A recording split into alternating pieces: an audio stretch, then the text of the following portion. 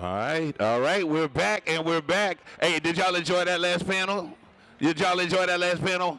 Did you learn something? More importantly, because I think sometimes these are things that we don't know or we take for granted, but there's a certain science to these things sometimes, and they were able to let you guys know about it. But we got more on deck today here at the Food and Wine Experience. Shout out to all my folks for Essence. Y'all hitting the concert tonight? The after party? After the show is the after. She said, I'm pacing myself. I'm pacing myself. You going Sunday? Okay, you got to pace yourself. You can let it all hang out tomorrow night, huh? There it is. So as we move on today, we got more panels. We're going to have a hurricane tasting panel and a competition to see who can make that iconic drink the best. But right here, our next panel is called From Pop-Up to Permanent. So, you know, there's a lot of budding entrepreneurs and chefs out there, and a lot of folks don't understand just how difficult sometimes it is to go from that fledgling stage to an established restaurant or a food truck or whatever it may be. There's stories of late nights and difficult decisions. It's about taking risks and learning from setbacks. And today's conversation will pull all of that together with some very experienced chefs and entrepreneurs. So for today, you just saw Chef Ashley Jonique, a.k.a. Let That Girl Cook. Well, she's going to host this panel, and she's coming up. She'll tell you a little bit more about her culinary journey, and also she'll be guiding the conversation with some very special guests. One of the panelists is entrepreneur Mychel Snoop Dillard. Y'all give it up for Mychel Snoop Dillard, no doubt.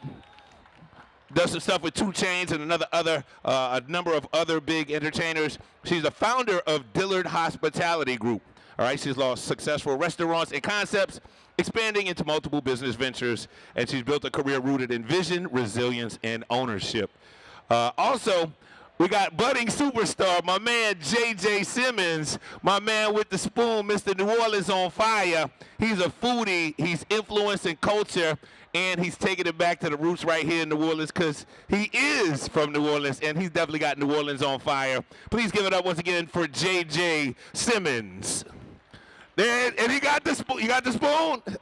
Yes, sir. This is one of my guys. I'm so happy to see him up here. Man, congratulations, J.J. Simmons.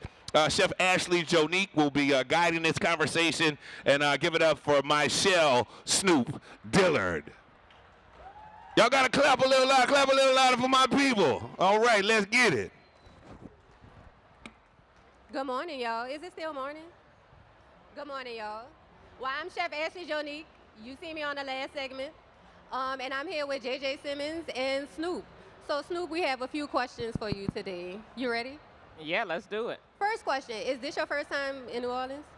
No, absolutely not. I probably come to New Orleans maybe about 5 times a year just to eat. Love the food. Love And you the never culture. hollered at me, and all of those times, you never came found me to feed you or to give you any recipes or anything?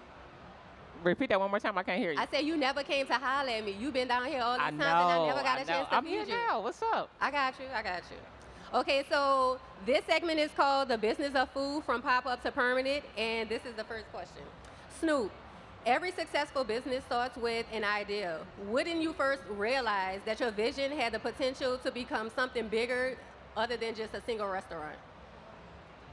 I think, you know, so specifically with my brand Escobar Restaurant and Tapas, which I own with 2 Chainz, that very first location, just getting the systems down, being able to capture an audience and a loyal crowd more than just one time. You know what I mean? Because a lot of people are going to come, try the restaurant, taste the food, but when you actually make a loyal customer out of somebody, I think that for me was how I realized that I had a brand and an idea that could be duplicated and that I could have multiple locations from that one idea or that one restaurant.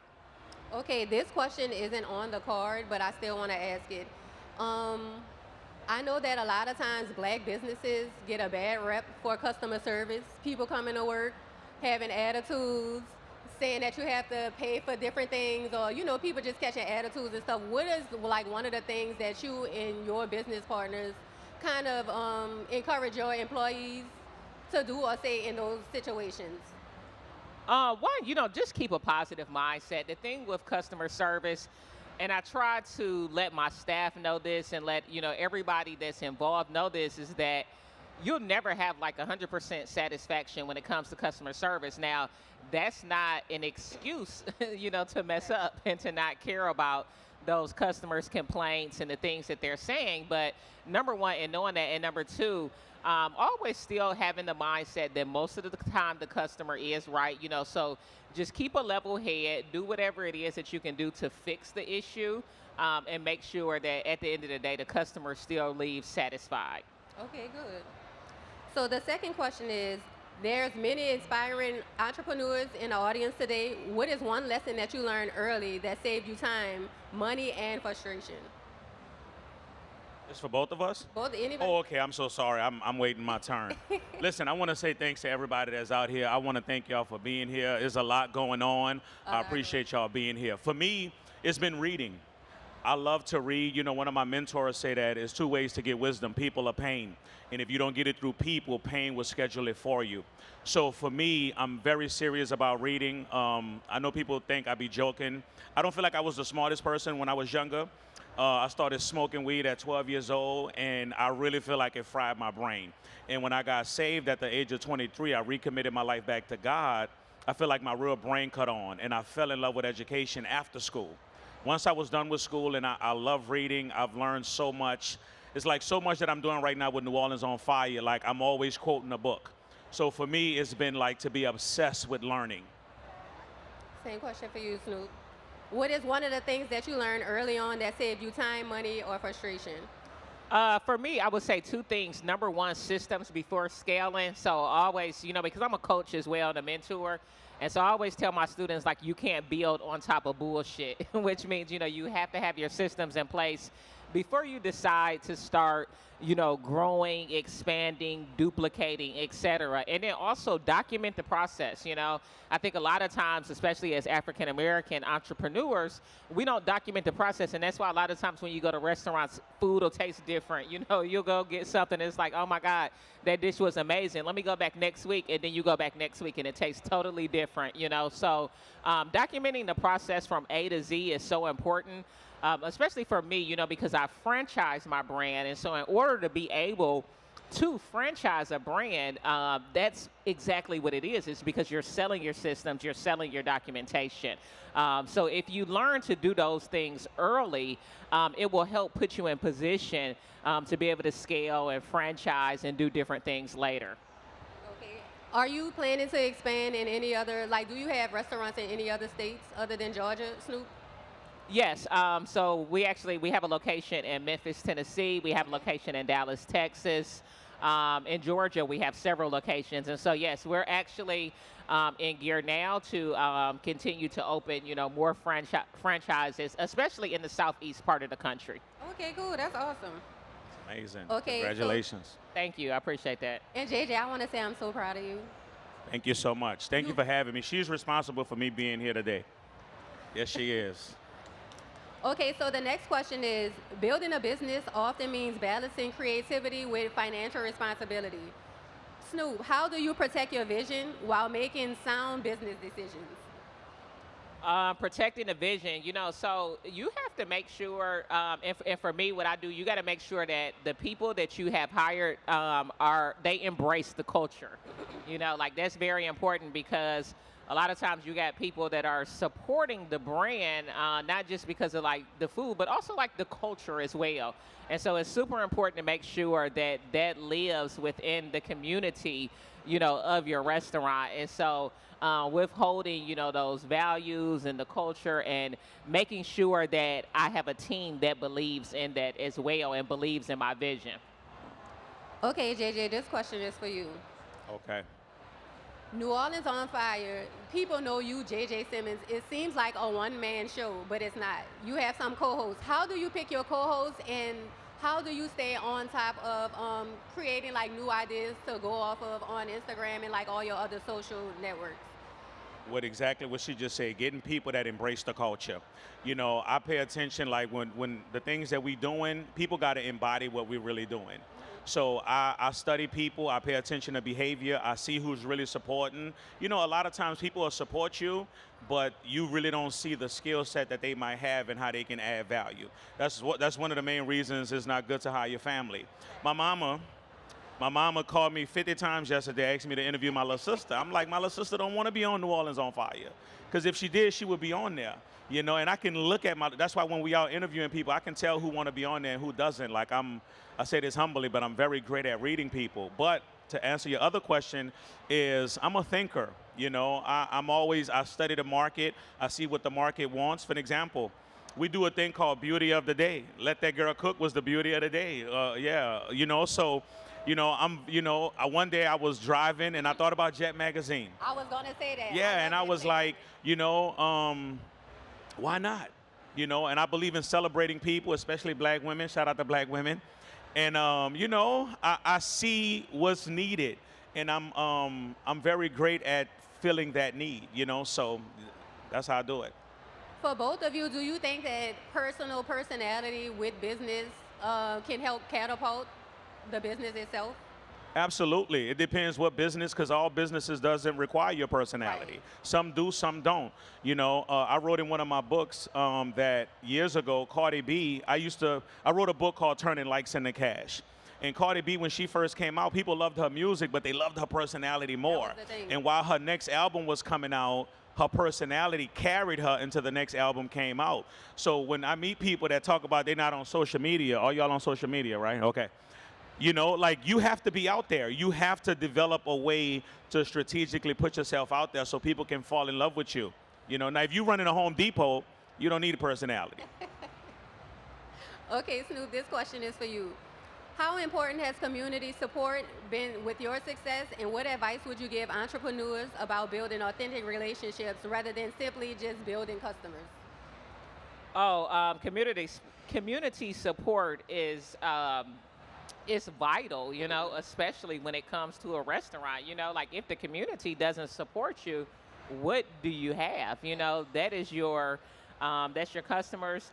That's your loyalty. And so, you know, you do that with loyal programs. You do that with making sure that you touch guests and, you know, call them by name. You know, if it's somebody that's coming into your restaurant 2-3 times a week, you know, you should know their name. Remembering birthdays, you know, honoring birthdays, you know, having specials, you know, for birthdays and things of that nature. So those are just a few ways that you can kind of, you know, make sure that you honor the community and, you know, continue to bring them in. But it's absolutely vital when it comes to running a restaurant, for sure. I also wanted to touch on the last question because, you know, everybody doesn't have an outgoing personality, you know, or a social, you know, backbone. And I don't think that you have to have that to be successful in a lot of industries. Of course, if you want to go out and be a celebrity, so like if you want to be on stage, like how me and this guy are, and you want to take it to that level and building a personal brand as well, then your personality really does matter, you know. But as far as just like running a restaurant, you know, just having some of those core basics, you know, you'll be good. You know, I'm in the salon industry very deeply as well. And so a lot of people have never met me, you know, at my business, at those businesses. So my personality does not matter. But if you're actually going to have an individual brand behind the business, then your personality matters. So I want to piggyback off of the community aspect that we were talking about and the creativity, like far as the personality too. Excuse me. My whole career was built off of personality. It was me, and I have a slogan, it's not the food, it's her, because it really was me. The way that I dressed, the things that I presented, and the community around me is actually what catapulted me. Without New Orleans and Baton Rouge, LSU campus, to be specific, I would not be here. They put me on their back, and they carry me from selling plates out of my car to having a brick and mortar to being a celebrity chef on TV's, Food Network, and all the other stuff. So community is definitely important. JJ, I have a question for you. What is your favorite thing about having New Orleans on fire? That the city of New Orleans is the celebrity. I'm not the celebrity. You know, I was in prayer one day and God told me that. He said, never forget that the people are the star. So when I interview people, I'm interviewing people about the city of New Orleans. I'm not interviewing people about myself, you know. So God was like, the people are the celebrity. So I'm interviewing people, and to see people blow up, and we've created like 7, like, overnight celebrities. Like, people hit me up like, bro, like, people know me, opportunities are coming. It's bananas, some of the things that has happened. So when I first started, I remember looking through the comments, and as a human, you like, damn, ain't nobody talking about me. I be all in your comments. I be seeing you. I appreciate you. And God was like, you're not the celebrity, but by God's grace, I became it by default. But I keep that in mind because we interview people to magnify and help people. We went to a coffee shop, Kinfolk Coffee, shout out to Kinfolk. I seen that. And she said the very next day they had their biggest day because of the post. And I ain't gonna lie to you, stuff like that make me emotional, make me teary-eyed, because it's like, it's really adding value. So, and let me just say this, you don't need to have personality if you're adding value. Right. And a lot of times people, they get caught up in trying to be a personality, but the value is not there. So that's a huge component that is missing. You know, in my case, the value I'm providing is love, entertainment, joy, laughter. That's the value. I learned that from studying Reed Hastings, the owner from Netflix. He was like, we provide joy. People give us money, we give them joy. So that's the value that they're providing. So to answer your question again, we making the people the star. New Orleans is on fire because of that's what we focusing on. And I think with you, the thing with your personality, it's authentic. And people can tell. You can tell when people are trying to just do things for the fame or for clout or something like that. But like you said, you let the people or the city be the shining star. And it definitely exudes in like your posts and stuff like that. So Thank you. yeah. Okay, Snoop. Looking ahead, what opportunities do you believe exist for the next generation of Black culinary entrepreneurs, and what should they focus their energy on? I mean, tons of opportunities exist. You know, we're in just a world of like where the ceiling has no limit. You know what I mean? Limitless opportunities. As far as what I think that they should focus on mentorship. You know, focus on the craft. Focus on truly knowing. You know, exactly what you're doing and doing it very, very well. You know, and making sure that you're doing something that you're passionate about. You know.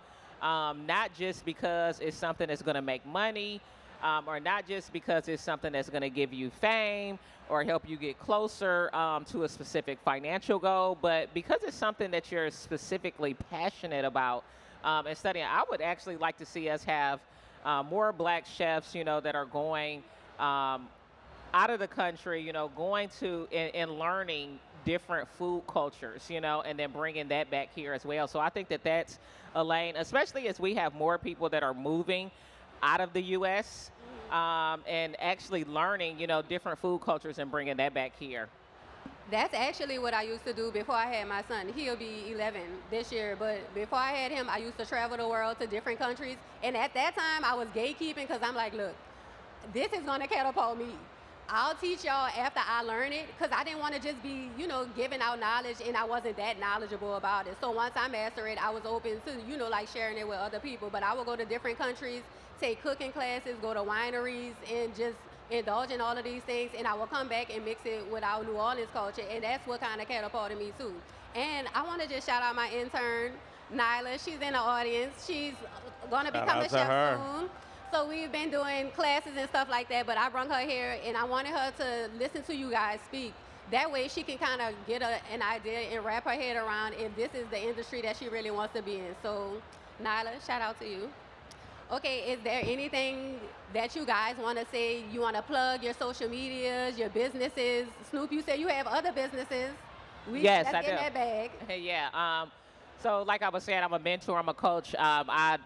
Right now, I specialize in helping people open up salon suite businesses. So I kind of went from one industry and, you know, have been able to successfully dominate that in restaurants, and then also taking it to the beauty space as well with salon suites. So restaurants is something where I don't care how many systems you put in place, you have to be there. You have to be inside that building, you know, most of the time. The salon suite industry is one that is super passive, and so I've specialized and helping people open up salon suites. But anyway, again, my name is Snoop. You can find me on Instagram at Who Is Snoop. I am also an author. I have a book that's called it's a 2-part book called Who Is Snoop? And Grieve, Grow, and Go. I also have a life insurance company. Good afternoon. I- Is temporarily shut down due to overcrowding. Again, BeautyCon is temporarily shut down. Thank you for your cooperation. We'll advise when it's reopened. But yeah, I have a host of different businesses, different things going on. But yeah, so we can definitely connect by going to my Instagram page, which is Who Is Snoop. I would like to say shout out to my team. You asked me, for all business people, you have to create a situation that can involve other people. You have to think big enough that you really can have people on your side. A lot of times we're so limited in our thinking that we don't believe we can hire people. And you got to think that big. So I want to shout out my teammate right there, Kim, Talia, Visa. We got Vanna right here. And it's mind-blowing. And shout out to Caitlin. That's my homie. It's mind-blowing to me to know that 7 months ago, I was working at Cafe Du Monde. And look where you at now. And I'm on, listen, Period. September to be exact, but 8 months ago, I hadn't worked a job in 20 years. I've been an entrepreneur since 2005, and my situation got so bad, I had to go to Cafe Du Monde and make cash, and here I am today. And I saw a post on social media.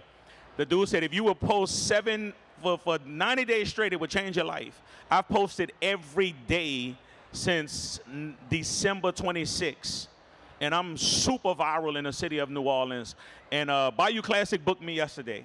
What? Bad Order Bands booked us, booked New Orleans on fire. We've been seeing you at all the reunions cutting up. Man, I'm outside. So Snoop, if I DM you, don't leave me on red. Oh, no, I respond to all DMs until they get to getting crazy and weird. You got to get the number. Get the number right now. I didn't want to ask on stage because that's Yeah, I did it for you. I did it for you. So Snoop, I have one more question for you before we get out of here. Are you looking forward to eating at any restaurants in New Orleans? Like, do you have any favorite restaurants or favorite You know dishes? what, man? I have been trying to find the best. I've been coming to New Orleans to eat for probably the past, maybe 15 years. Like, I literally come to New Orleans at least 5 times a year just to eat. I'll do day trips and everything. And I've been trying to find the best gumbo Girl. in the city. Orleans Brothers. They say Orleans. That's what I heard. I just confirmed it. Shout out to Orleans. But did you get that on camera? You're supposed to get that, Orleans Visa. I guess that's where I'm going for lunch then. So you know what I'm going to do? I'm going to DM you a bowl of gumbo. And I bet you don't leave me on Because red. I make gumbo myself now, so I'm a tough critic. It's illegal to make gumbo if you're not from New Orleans. Oh, no. Is it illegal? What you say? If you're not from New Orleans, is it illegal to try to make gumbo? Yes, Be you don't put honest. squash and all of that in your Baby, gumbo. my gumbo is better than any gumbo I've had at any restaurant in New Orleans. I kid you Really? not, So now it's a so- challenge. We need to see. We need to see. So it's a challenge now. It is. I repeat. Where you from? Yeah, have me on this little show. What's this show? New Orleans, on Fire. Yeah, have me on this show. Hey, No, he's where you gonna from? get you. Trust me, he's going to. Atlanta. Yeah, it's definitely illegal. No, I'm joking. But no, seriously. We take gumbo personal, right? Yes. We take it personal. So what is one of the main things that you have in your gumbo? Because if it's eggs and all of the, I see people, What? Oh, damn. What did you say? Egg? eggs. People put No, eggs in what- gumbo. I've They put never squash seen in that. gumbo. So Okay, what is so- your, what is your, Okra, andouille sausage, chicken, shrimp, crab. I do the roux with the onions and the bell peppers. What? Uh-uh. Stop. Okay, let me be quiet. Because I'm not trying to. You I don't don't want no make gumbo, smoke. baby. I don't. But have we ever seen a bell pepper in gumbo? Never. What I'm You're saying. not gonna see it because once you do put the down. roux, and you're not gonna see it. Oh, Part of the roux. I thought I was biting the actual I do like put a bell little pepper apple in or my something. gumbo. Yeah, I was gonna say you can't add all of that And then the crazy roux, it has to be dark. It has to be dark. stuff. So now I want to taste your gumbo. Oh, you need to. So tomorrow I will be doing a gumbo versus A2F challenge Oh, love against that. another New Orleans chef, and I will be doing a gumbo. So if you stop by, I would love to feed you. Oh, yeah, and for get you sure, some, for sure. And that way I can get in there. I don't have to DM you now, so you can just come tomorrow. Okay. Is there anything else you guys would like to add before we close this out? Man, follow us on social media. New Orleans on Fire, JJ Simmons. If you just put JJ Simmons, I'm going to pop up. And I would love to interview all of y'all. I don't know what y'all do, but I want to know. And Lord, she turned her head when I say that. Yeah, you right there. You know they run from the spoon. When they see you with the spoon, they start Don't be scared of the spoon. The spoon don't bite. Yeah, it don't bite. Well, my Instagram is Let That Girl Cook. My website is chefashleyjonique.com. I sell making groceries, hoodies, culinary earrings, socks. I do recipes, cooking classes, and I specialize in private dinners. Yeah. Thank you. Thank you again for the opportunity. Thank you. I appreciate it. appreciate everybody.